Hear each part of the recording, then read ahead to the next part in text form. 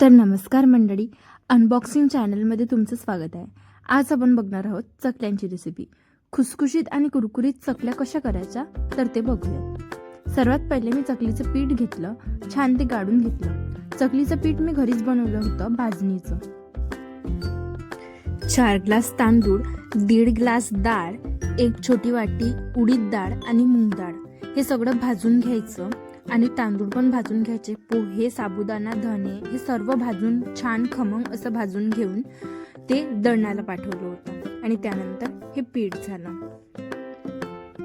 तुम्हाला जर सोयीस्कर नसेल हे सगळं करणं तर मार्केटमध्ये चकली पीठ हे अवेलेबल असतं, ते पण तुम्ही पॉकेटचं चकली पीठ रेडीमेड घेऊन येऊ शकता। पण मी सहसा घरीच बनवते कारण याने चकली फार छान खुसखुशीत अशी होऊन जाते।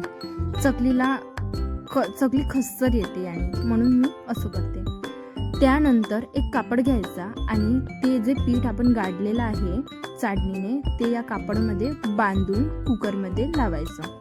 व्हिडिओमध्ये दाखवल्याप्रमाणे असं बांधून घ्यायचं छान ते, जेणेकरून ते पीठ वाफायला हवं। नंतर कुकरमध्ये पाणी टाकायचं आणि ते जे पीठ आहे ते लावून द्यायचं।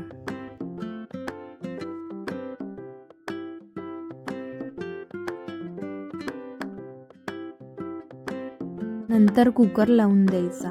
त्यानंतर दुसऱ्या भांड्यात एक मिक्सरचं भांडं घ्यायचं आणि त्यामध्ये जिरं, ओवा, कढीपत्ता, हिरवी मिरची आणि त्यात थोडं पाणी टाकून त्याची पेस्ट करून घ्यायची।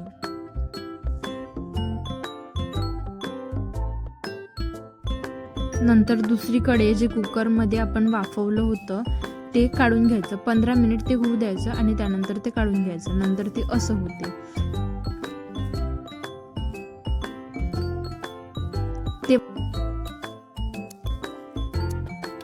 आणि अजून दुसरं वाफवायला ठेवून द्यायचं। हे असं झालं पाहिजे, हे असं गडे जे आहे ते फुटले पाहिजे।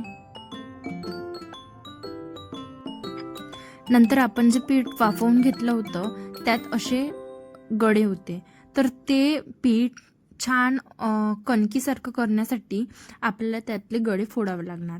तर त्यासाठी आपल्याला एक मिक्सरचं मोठं पॉट घ्यायचं आणि त्यामध्ये ते पूर्ण फिरवून घ्यायचं आणि नंतर ते पीठ असं होऊन जाते। तुम्ही बघू शकता एकदम छान असं ते पीठ होऊन जाते, ज्याला काहीच त्रास होत नाही मळताना। नंतर दुसरीकडे आपण जे पेस्ट काढली होती मिरची आणि त्या सर्वाची, तर त्याचं आपल्याला नुसतं पाणी झारून घ्यायचं आहे चाळणीतून, कारण जो गर आहे तो साच्यामध्ये अटकला तर चकली अटकते, म्हणजे चकलीचा साचा खराब होऊ शकतो।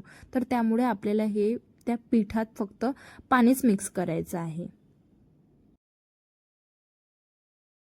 नंतर कडकडीत गरम तेल करायचं आणि ते त्या पिठामध्ये असं टाकायचं आणि दुसरीकडे पाणी गरम करायला ठेवायचं आणि ते असं छान मिक्स करून घ्यायचं। त्यालाच तडका बसतो, म्हणजे मोहन जे तयार केलेलं होतं ते। आणि नंतर जे गरम पाणी टाकून ते पीठ असं चुरून घ्यायचं आणि त्याचं छान भाकरीसारखं असं दाबून दाबून छान त्याला हे करून घ्यायचं।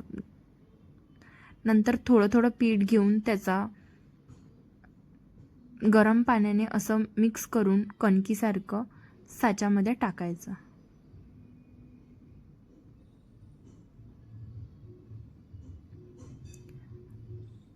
आणि चकल्या पाडून घ्यायच्या आणि नंतर चकल्या तेलात तळून घ्यायच्या। तुम्ही बघू शकता मंडळी, फार कुरकुरीत आणि छान अशा चकल्या झालेल्या आहे। तुम्ही प्लीज ट्राय करून बघा ही रेसिपी, तुम्हाला खूप आवडेल आणि तुम्हाला खूप इझी जाईल। व्हिडिओ आवडल्यास लाईक करा, शेअर करा आणि सबस्क्राईब करा। थँक्यू।